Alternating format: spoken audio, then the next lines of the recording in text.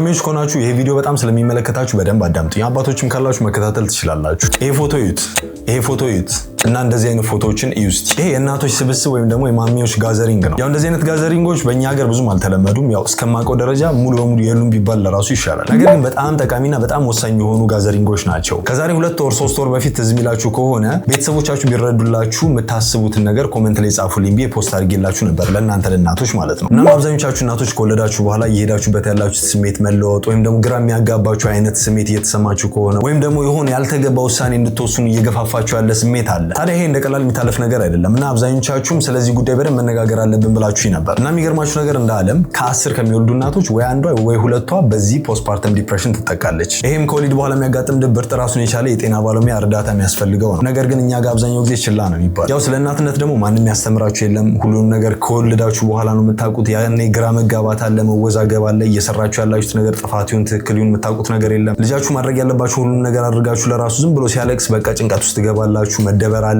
ወይ ደግሞ ልጃችሁን እየጎዳችሁ ያላችሁ መስሎ ሊሰማችሁ ይችላል። ብቻ ብዙ ነገር ይደራረብባችኋል። እና ለዚህ አንድ መፍትሄ ያሰብኩት ምንድነው፣ ያው እንደዚህ አይነት ጉዳዮች ሲያጋጥሟችሁ ልታማክሩ የምትችሉት የቅርብ ሰው ብቻ ነው። እነኛም ሰዎች ደግሞ በደንብ ሊረዷችሁ ለራሱ ላይችሉ ይችላሉ። ስለዚህ እናንተ እያሳለፋችሁ ያላችሁትን ችግር ወይም ደግሞ የስሜት መለወጥ ወይም ደግሞ ውስጣችሁ እየረበሻችሁ ያለውን ነገር ሊረዳችሁ የሚችል ሌላ ሰው ብቻ ነው። ማለት በዛ ስሜት ውስጥ ያለፈች እናት ወይም ደግሞ አሁን ላይ ወልዳ ግራ እየተጋባች ያለች እናት ናት የምትሆነው። ታዲያ እዚህ ጋር ደግሞ የሚያሳዝነው ነገር ይሄ ነገር እኔ ብቻ ነው እየተሰማኝ ያለው፣ የኔ ጥፋት ነው፣ የኔ ችግር ነው ብላችሁ ችላ ትሉታላችሁ። ሌሎችም እየተቸገሩ እንደሆነ ሳትረዱት ማለት ነው። ስለዚህ ለእንደዚህ አይነት ሁኔታ እንደ ቴራፒ የምንጠቀመው ይሄ የማሚዎችን ጋዘሪንግ እናሰባስብና ከዛም በኋላ ያን ያሰባሰባችሁትን የአንዷ ኤክስፒሪየንስ ሌላኛዋ እንድትማርበት ወይም ደግሞ አንዷ ኤክስፒሪየንስ ካደረገችው በኋላ በምን እንዳሳለፈች ለሌሎች እናቶች ሀሳቧን የምታካፍልበት ኮሚኒቲ ነው። ያው እንደምታውቁት ደግሞ ይሄ ፔጅ የእናንተን ፔጅ ነው። ማሚዎች የምትወያዩበት፣ ማሚዎች ሀሳባችሁ የሚያቀልላችሁ ወይም ደግሞ አብራችሁ ሼር የምታደርጉበት ቦታ። ያው ልብ ብላችሁት ከሆነ ኦልሬዲ አብዛኞቹ እናቶች ኮመንት ላይ እርስ በርስ ይመላለሳሉ። አንዷ ያላትን ችግር ሌላኛዋ ትመልስላታለች፣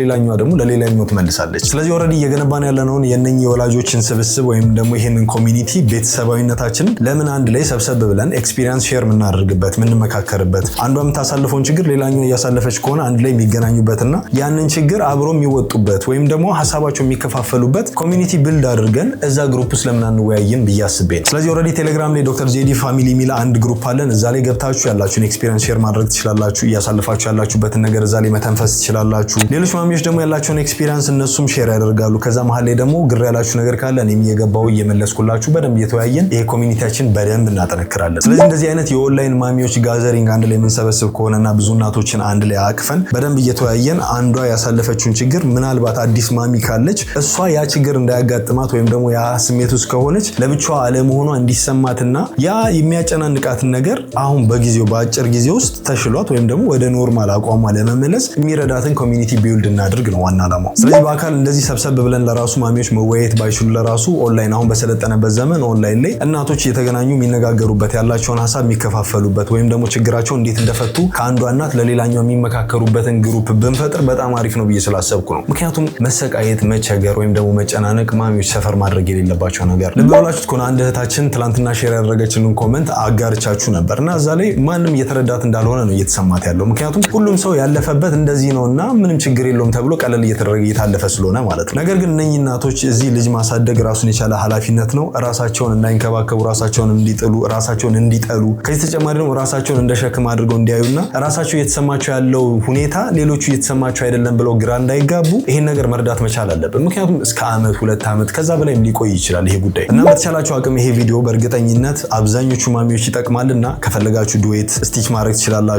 ላይክ አድርጉት፣ ፋቮራይት አድርጉት፣ ሼር፣ ሪፖስት ደስ ያላችሁ ነገር አድርጋችሁ ብቻ ቫይራል እንዲወጣና አብዛኞቹ እናቶች እንደዚህ ሰብሰብ ብለው ሀሳባቸው የሚከፋፈሉበትን አንድ ኮሚኒቲ ወይም ደግሞ አንድ የኦንላይን ማህበረሰብና ስብስብ እንመስረት ነው ዋናው ቁም ነገሩ። ስለዚህ ቴሌግራም ላይ ግሩፑ ላይ እየገባችሁ ጆይን ማድረጋችሁ እንዳትረሱ። በተጨማሪ ደግሞ ቮት ያላደረጋችሁ ባዮ ላይ ባለው ሊንክ እየገባችሁ መምረጣችሁ እንዳትረሱ።